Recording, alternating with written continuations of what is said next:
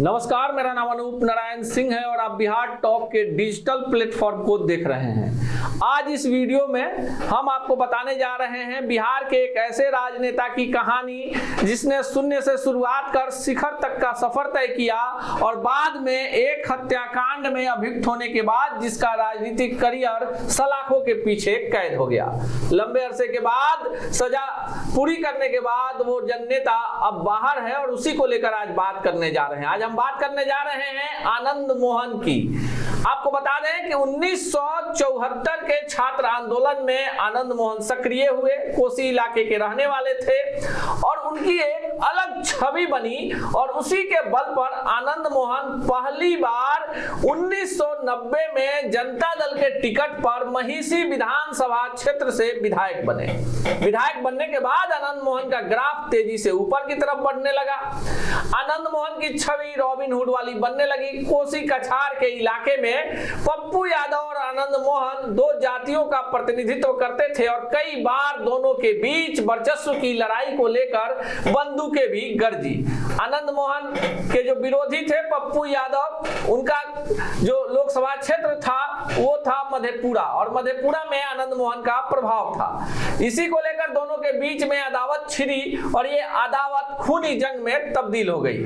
आनंद मोहन विधायक बने और उसके बाद आनंद मोहन तेजी से बिहार की राजनीति में आगे बढ़ने लगे। पर लालू प्रसाद यादव से अनबन होने के बाद आनंद मोहन ने 1993 में अपनी पार्टी बना ली, बिहार पीपुल्स पार्टी। ये वो दौर था जब बिहार में लालू से अलग हटे नेताओं ने कई सारे राजनीतिक दल बनाए और इसी दौर में समता पार्टी का भी जन्म हुआ जिसके प्रणेता बिहार के वर्तमान मुख्यमंत्री नीतीश कुमार रहे। 1993 में पार्टी बनाने के बाद आनंद मोहन का ग्राफ तेजी से बढ़ने लगा और आनंद मोहन की पत्नी 1994 में लालू प्रसाद यादव की जब राजनीति चरम पर थी, जिस समय बिहार में लालू की सत्ता को कोई चुनौती नहीं दे सकता था, 1994 में वैशाली लोकसभा उपचुनाव में आनंद मोहन की पत्नी वैशाली से सांसद बन गई और यहीं से आनंद मोहन का ग्राफ तेजी से आगे की तरफ बढ़ने लगा। जब बिहार पीपुल्स पार्टी का गठन हुआ और इसके बाद बिहार विधानसभा का चुनाव हुआ तो आनंद मोहन का जो जादू सभाओं में भीड़ में नजर आ रहा था वो चुनाव परिणाम में नजर नहीं आया। महज एक सीट पर बिहार पीपुल्स पार्टी सिमट कर रह गई। आनंद मोहन देश के पूर्व प्रधानमंत्री चंद्रशेखर के काफी करीबी थे और मंडल आयोग की सिफारिशें लागू होने के बाद जिस तरह से स्वर्ण आंदोलन पूरे देश में भड़का था, जिस तरह से युवाओं ने अपने शरीर पर तेल डालकर आग लगा ली, कई सारे ऐसी घटनाएं हुई और पूरे देश में जब तनाव का माहौल था, ऐसे वक्त आनंद मोहन ने स्वर्ण मोर्चा का नेतृत्व किया।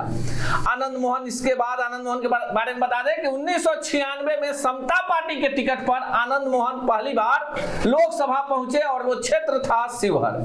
फिर आनंद मोहन राजद के टिकट पर 1998 में शिवहर लोकसभा क्षेत्र से सांसद बने। लेकिन कुछ घटनाएं ऐसी होती हैं कि किसी के राजनीतिक करियर पर ब्रेक लगा देती हैं और ऐसी ही एक घटना हुई 4 दिसंबर 1994 को बिहार पीपुल्स पार्टी से जुड़े नेता विधानसभा का चुनाव लड़ चुके छोटन शुक्ला की हत्या हो गई। उनकी हत्या के बाद सड़क जाम थी और अपने पार्टी और समर्थकों को वहां पर नियंत्रित करने अपने पार्टी के नेता के शव यात्रा में शामिल होने आनंद मोहन पहुंचे।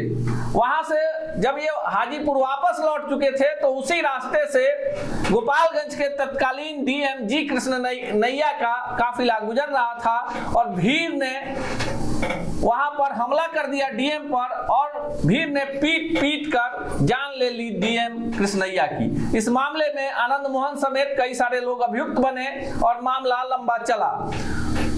2007 में निचली अदालत ने आनंद मोहन को इस मामले में फांसी की सजा सुना दी। राजनीतिक करियर पर ब्रेक लग गया।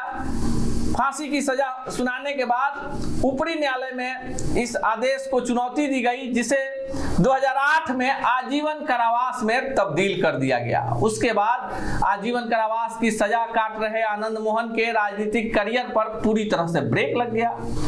हालांकि कि पत्नी लवली आनंद इस बीच में जब बिहार में 2004 में विधानसभा के चुनाव हुए तो बाढ़ विधानसभा क्षेत्र से विधायक बनने में सफल हुई। 2020 के बिहार विधानसभा चुनाव में आनंद मोहन के बेटे चेतन आनंद राजद के टिकट पर शिवहर से चुनाव जीत गए। शिवहर जो था, जहां से 2 बार आनंद मोहन सांसद रहे, उनकी पत्नी लवली आनंद इस सीट का विनिंग कॉम्बिनेशन तैयार नहीं कर सकी। अब बात करते हैं कि आनंद मोहन अब जेल से बाहर हैं, सजा कंप्लीट हो गई, जेल से बाहर आ गए और पूरे बिहार में महागठबंधन के लिए आनंद मोहन हर एक जिला मुख्यालयों में जाकर सभा कर रहे हैं, अपने पुराने समर्थकों को एकजुट कर रहे हैं। बिहार के राजपूत नेताओं में बात करें तो आनंद मोहन के पास आज भी भीड़ है, वोट है।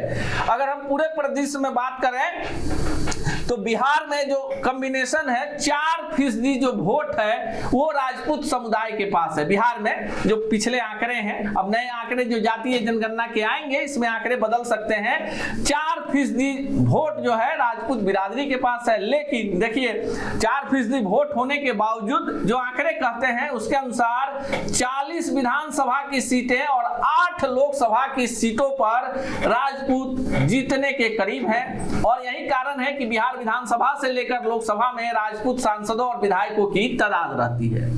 आनंद मोहन इन दिनों घूम घूम कर लोगों को ये समझा रहे हैं कि जो महागठबंधन के दल हैं, नीतीश कुमार हैं, लालू यादव हैं, यही स्वर्णों के हितैषी हैं। और इन सब के बीच ये माना जा रहा है कि आनंद मोहन अपनी परंपरागत पुरानी लोकसभा सीट शिवहर से चुनाव लड़ सकते हैं। पार्टी क्या होगी तो अभी माना जा रहा है कि राजद में चूंकि उनके पुत्र और पत्नी है, इसलिए आनंद मोहन राजद के सिंबल पर ही शिवहर से चुनाव लड़ेंगे। लेकिन इसके पीछे एक शर्त है कि आनंद मोहन को उन 8 लोकसभा क्षेत्रों में भी विनिंग कॉम्बिनेशन बनाने की जिम्मेवारी महागठबंधन ने दे रखी है।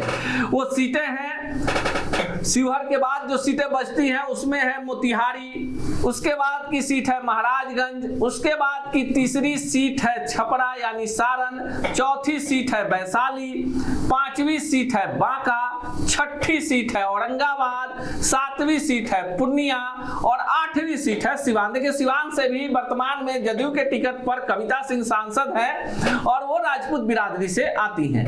आनंद मोहन के कंधे पर महागठबंधन ने एक बड़ी जिम्मेवारी दे रखी है और आनंद मोहन जेल से बाहर आने के बाद लगातार बिहार के जिलों में जा रहे हैं और लोगों को बता रहे हैं कि बिहार के जातीय राजनीति में किस तरह से भाजपा ने स्वर्ण वोटरों को खासकर राजपूतों को ठगने का काम किया।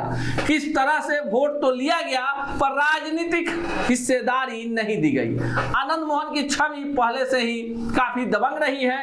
आनंद मोहन पढ़ने लिखने वाले राजनेता हैं। जब ये जेल में थे तो इन्होंने कई किताबें लिख दी और इसी दौरान उनकी एक कविता सीबीएसई के सिलेबस में शामिल कर लिया गया। इनका जो परिवार है आनंद मोहन का, इनके परिवार के लोग आजादी के लड़ाई में सक्रिय रहे और उनकी भूमिका भी काफी प्रमुखता से रही। लेकिन आनंद मोहन का राजनीतिक करियर जिस स्पीड से, जिस गति से आगे बढ़ा, बाद में कई कारणों से उस पर ब्रेक लगता रहा। पहले आनंद मोहन, फिर पत्नी लवली आनंद और अब बेटे चेतन आनंद सक्रिय राजनीति में है। माना जा रहा है कि पत्नी लवली आनंद को भी वैशाली से टिकट दिया जा सकता है, क्योंकि लवली आनंद भी काफी सक्रिय हैं। बेटे चेतन आनंद विधायक है शिवहर से और आनंद मोहन खुद शिवहर से चुनाव की तैयारी में लगे हैं और उनके जो समर्थक हैं पूरे बिहार में, जो वर्षों से काफी हताश निराश से उनके जेल से बाहर आने के बाद काफी सक्रिय हो गए हैं। और आनंद मोहन भी जानते हैं कि बिहार में अगर वजूद को बचाना है तो अपने जात के वोट को गोलबंद करके जिस दल में है, जिस गठबंधन में है, उसके प्रति ईमानदारी दिखानी पड़ेगी। बिहार की राजनीति में एक बड़े चेहरे के रूप में स्थापित आनंद मोहन क्या 2024 के लोकसभा चुनाव में बड़ा कमाल दिखा पाएंगे, ये तो बिहार की जनता, वोटर ही बता पाएंगे। लेकिन आनंद मोहन ने जिस प्रकार से महागठबंधन के लिए अभी से ही चुनावी तैयारी शुरू कर दी है, कहीं ना कहीं इसका बड़ा असर बिहार के स्वर्ण वोटरों, खासकर राजपूत मतदाताओं पर देखने को मिल रहा है। मिलेंगे ऐसी ही जानकारी पर खबरों के साथ, देखते रहिए बिहार टॉप को। पक्का हो। ऐसे ही खबरों के लिए जुड़े रहे बिहार टॉक से। यूट्यूब पर लाइक और सब्सक्राइब करें, बेल आइकन जरूर दबाएं। फेसबुक, ट्विटर और इंस्टा पर फॉलो करें। धन्यवाद।